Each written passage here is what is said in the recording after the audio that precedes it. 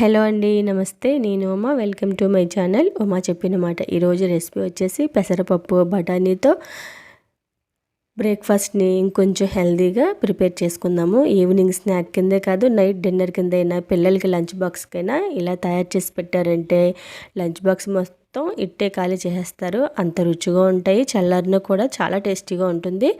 ఒకసారి ఈ విధంగా తయారు చేసి పెట్టారంటే ఎప్పుడు ఈ విధంగానే ప్రిపేర్ చేయమంటారు. ఒకసారి ట్రై చేయండి. ముందుగా బౌల్ తీసుకుని అందులో 1 కప్పు పచ్చి పెసరపప్పు వేసుకుని వాటర్ వేసి 2-3 సార్లు శుభ్రంగా కడిగి తీసుకోవాలి.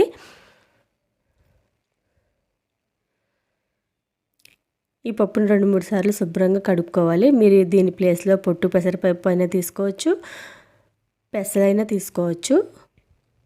ఈ పప్పుని బాగా కడిగిన తర్వాత వాటర్ వేసి 2 గంటలు నానబెట్టుకోవాలి. 2 గంటల తర్వాత పప్పు బాగా నానింది. ఇప్పుడు ఈ పప్పుని శుభ్రంగా కడిగి తీసుకున్నాం కాబట్టి ఇలా నీళ్ళలోంచి తీసుకుని మిక్సీ జార్లో వేసుకోవాలి.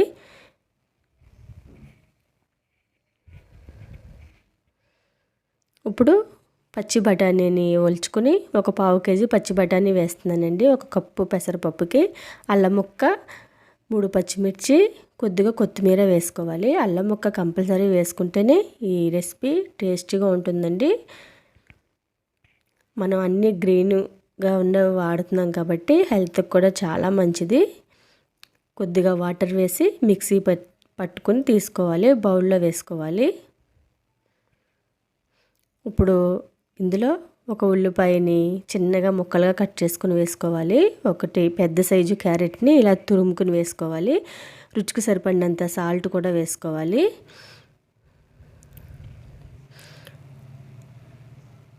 ఇవన్నీ వేసిన తర్వాత శుభ్రంగా పిండిని కలుపుకోవాలి. మరీ గట్టిగా ఉండకూడదు, అలాగని మరీ లూజ్గా ఉండకూడదు. నేను వీడియోలో చూపించిన విధంగా కలుపుకొని తీసుకోవాలి. అందరికీ చిన్న రిక్వెస్ట్ అండి, మన ఛానల్ని ఇప్పటివరకు సబ్స్క్రైబ్ చేసుకోకపోతే సబ్స్క్రైబ్ చేసుకోండి. వీడియోని ఫస్ట్ నుంచి లాస్ట్ వరకు కూడా స్కిప్ చేయకుండా చూడండి. వీడియోని ఒక లైక్ చేయడం మర్చిపోవద్దు. పిండిని ఈ విధంగా కలుపుకోవాలి. ఇలా శుభ్రంగా కలిపిన తర్వాత ఇప్పుడు ఇందులో కొద్దిగా వంట సోడా వేసుకోవాలి. వంట సోడా వేసుకుంటే మనం పొంగనాల్లాగా వేసుకుంటున్నాం కాబట్టి బాగా పొంగుతూ వస్తాయి.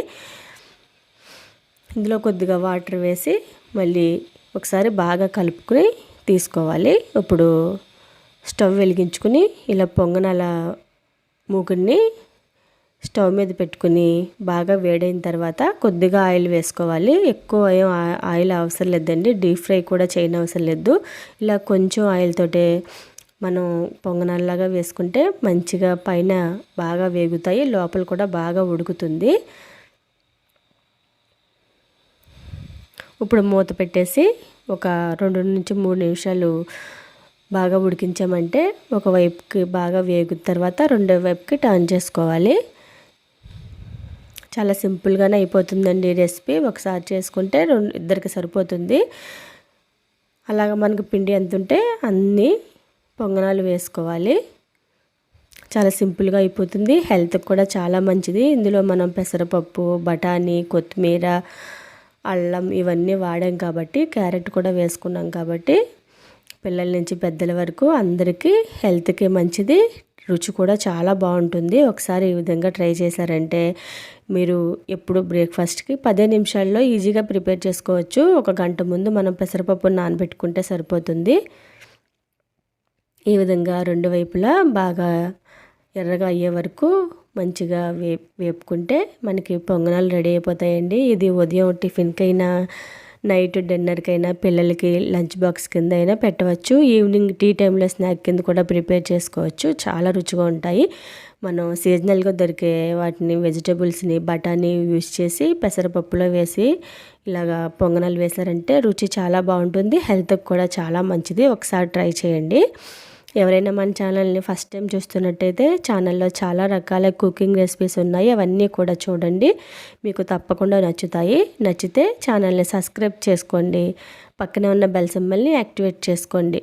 నేను పెట్టిన ప్రతి వీడియో కూడా మీకు నోటిఫికేషన్ రూపంలో వస్తుంది. వీడియోని లైక్ చేయండి. మీరు లైక్ చేయడం వల్ల ఈ వీడియో మరింత మందికి వెళ్తుంది. Thank you.